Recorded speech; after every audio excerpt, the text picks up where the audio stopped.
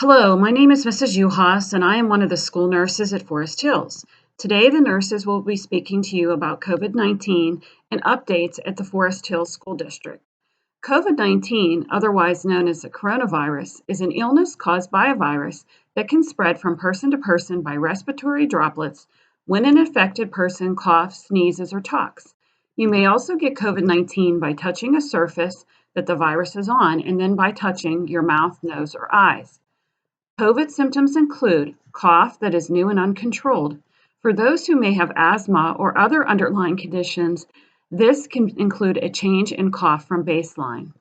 Other symptoms of COVID include shortness of breath or difficulty breathing, fever of 100.4 or greater, chills, repeated chills with shaking, fatigue, muscle pain, headache, sore throat, new loss of taste or smell, congestion or runny nose, nausea or vomiting, or diarrhea. Emergency symptoms include trouble breathing, persistent pain or pressure in the chest, confusion, inability to arouse, and bluish lips or face. If you're experiencing these symptoms, call 911 immediately. Please keep your children home from school if they are sick. Please refer to the CDC or Department of Health guidelines for keeping children home and the daily screening questions parents should be asking before sending their children to school. Parents are asked to purchase a thermometer and take your child's temperature before school. If your child has a fever of 100.4 or higher, please keep your children home from school. Students should not return to school until fever-free for 24 hours without the use of fever-reducing medication. If you need assistance purchasing a thermometer or cannot find a thermometer and your child is an elementary student, please contact the elementary school about a program for free thermometers. If you have questions about your child's symptoms or any COVID concerns, please contact your child's primary care physician. We also ask that you explain to children how school will look different this year. Desks will be spaced far apart, social distancing must be maintained. Face masks are required. Less students will be sitting at lunch tables, and students will be asked to move in certain directions in the hallways. The nurse's office will have a well area and a sick area. These are just a few of the changes that will be in place this school year. More information will be shared with the students when they return to school. Hi everyone, I'm Michelle Varner and I'm the elementary school nurse. Today I want to talk to you a little bit about hand washing. We've been hearing so much about it since March, about how important it is to wash your hands all the time to prevent the spread of germs. So please be sure you use soap and water, wash for 20 seconds, that's the best, and work with your children on using that. Wash in between their fingers, the back of their hands, their fingernails. Work with your child to be sure that they do wash their hands for 20 seconds. They can sing the ABC song, row, row, row your boat. They can count to 20 and just keep working with them. And at school, we will be doing this all year, working on hand washing because it is so very important. If you don't have soap and water and you need to wash your hands, you can use hand sanitizer. Just be sure your hand sanitizer has at least 60% ethyl alcohol. When you have your hand sanitizer, it's very good to turn it over and look at the active ingredient. This one does say ethyl alcohol. I want you to look at the active ingredient because right now there's a recall on hand sanitizers. If you go to the website fda.gov/unsafe hand sanitizers, there's an entire list of all the hand sanitizers that you should not be using. The reason is, I want you to look at the ingredients. We want it to say ethyl alcohol or ethanol. You do not want it to say methanol. Methanol is a toxic substance. If you use it too much, you could have some nausea, vomiting, diarrhea, have some neurological problems, so please don't use hand sanitizer with methanol. Also, if it's ingested by a child, it could be lethal, so please check your hand sanitizers. Also, with your hand sanitizer, check the expiration date to make sure it's good and it's not expired. Also, if your hand sanitizer is cloudy or if it smells and doesn't smell right, or if you're using it and your hands are really sticky when using it, that means your hand sanitizer is probably bad, so I would throw it away. Another thing we've been hearing about is social distancing. I have my friends here, the students are used to in the elementary school, my Charlie Brown group, so I have Charlie Brown and Lucy here demonstrating 6 feet social distance. Please work with your children on that. I know they're kids and they want to get together and be close together, but if they are close together and playing, they should be wearing their masks. And then after they're done playing, make sure you wash their hands. Again, soap and water is best, but a second best is hand sanitizer. Immunizations also are important. Your nurses, we will be notifying you if we do need any immunizations. I have spoken to kindergarten parents at orientation, so I think we're okay with that. But there are students in a junior, senior high that are required to have immunizations, and the school nurses will be contacting you if your child still needs immunizations. Along with that, we are asked by the local pediatricians to pass on to you to please get your child immunized against the flu this year. They're hoping that we get 100% rate for a flu vaccine, because they say if your child is immunized against the flu, that's one less thing to worry about in the fall, whether your child has the flu or if they have COVID. You do not need to tell the school nurse that you had a flu shot unless your child is in preschool. Preschool does have a requirement that they have to have the flu shot, and I do need proof of the flu shot if you're in preschool. If you decide you don't want your child immunized against the flu and you're a preschool parent, just send me a note and I'll put that in their chart. Another thing is students that have asthma, please get those asthma action plans into the school nurses. You can call your school doctor, they can fax us the forms, we will accept their forms. It would be a good idea to have your child keep their inhaler in their backpack, and if they need to use their inhaler, have them come and see us and we will use them, we'll listen to the lungs, take care of them and let you know about that. So it is a good idea that we do have those on file right away. If we don't have the asthma action plan on file, they are not permitted to use their inhaler in school. It's good to have routines with your child to get them ready for school, because we are going to be starting school here very shortly. Another thing, back to hand washing, is part of your routine. When they come home from school, have them wash their hands. Use soap and water as soon as they get home from school, because you want to keep the school germs in school and keep the home germs home. So you want to start fresh when they get home. So that's a good reason for them to wash their hands as soon as they get home.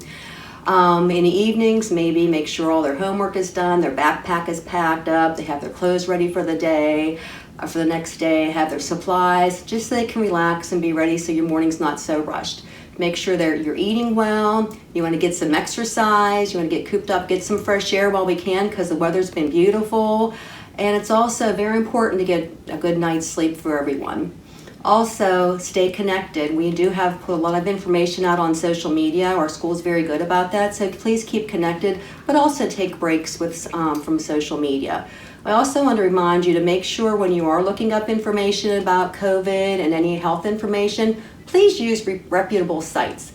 Follow the CDC, the Pennsylvania Department of Health, Pennsylvania Department of Education, our school website, and also on our school website, the nurses do have a health services page. So if you follow that, please use those reputable sites, because you want to get the correct information in a timely manner. So if you have any questions, please reach out to the nurses. We're here to help you and your children have a healthy, safe school year, and looking forward to seeing you. Bye.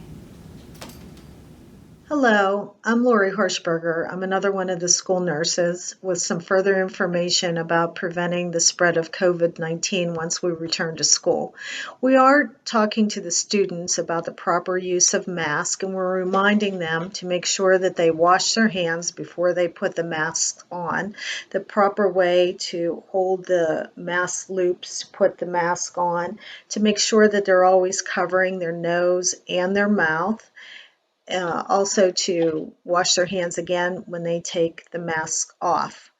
We're also reminding them that it's important, if they're wearing a disposable mask, to throw it away at the end of the day, and a cloth mask to make sure that it's laundered each night. So we want to make sure that everybody is using the mask correctly. There was just notification from the Department of Health to clarify when students are permitted to take a mask off at school. When they're eating or drinking and 6 feet away from others, they can remove their masks, and also during mass breaks when they're 6 feet away from others, but the mass breaks are not to last longer than 10 minutes at a time. So these are important things to remind them about. Some students may not want to wear masks. We need to remind them that it's important It's an important way of helping to prevent others from getting sick. We need to praise them about wearing masks correctly and be good role models. And sometimes even simple things like letting them pick out a mask with a material that they like makes them more apt to want to wear a mask at school. Also, it's important to practice wearing them since they need to wear them in the bus, to use them in the car so they get used to wearing them before we start back to school.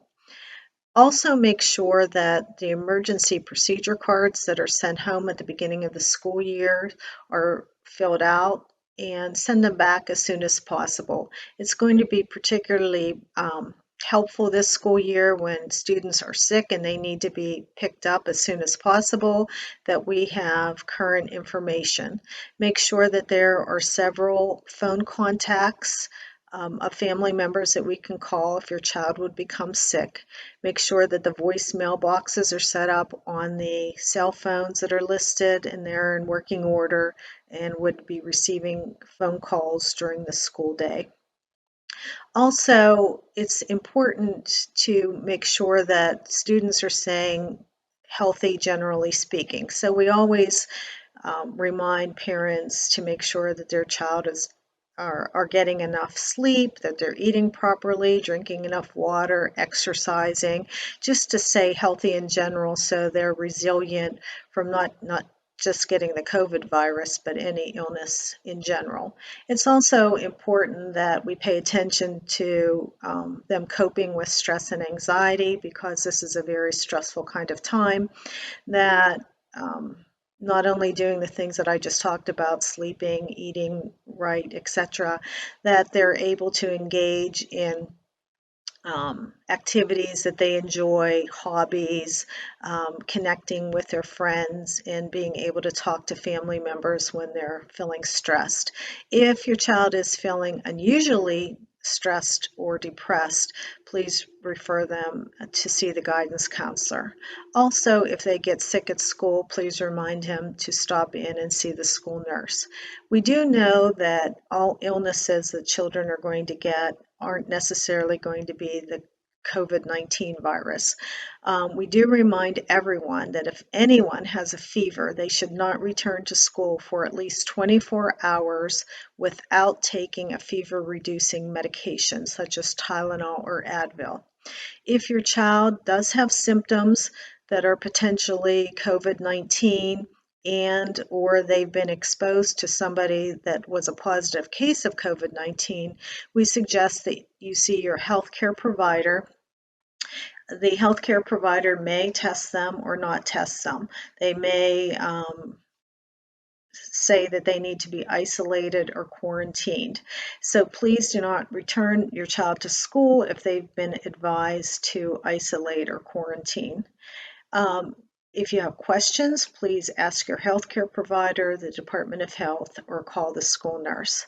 There are many things that we are going to talk to the students about to help keep them safe at school, such as wearing their masks, not touching their eyes, nose, or mouth, covering their coughs or sneezes, making sure they social distance the 6 feet, stay home when they're sick, make sure that they wash their hands often with soap and water, especially when they're using the restroom, before and after they're eating, before or after they're putting on their masks, those kinds of things.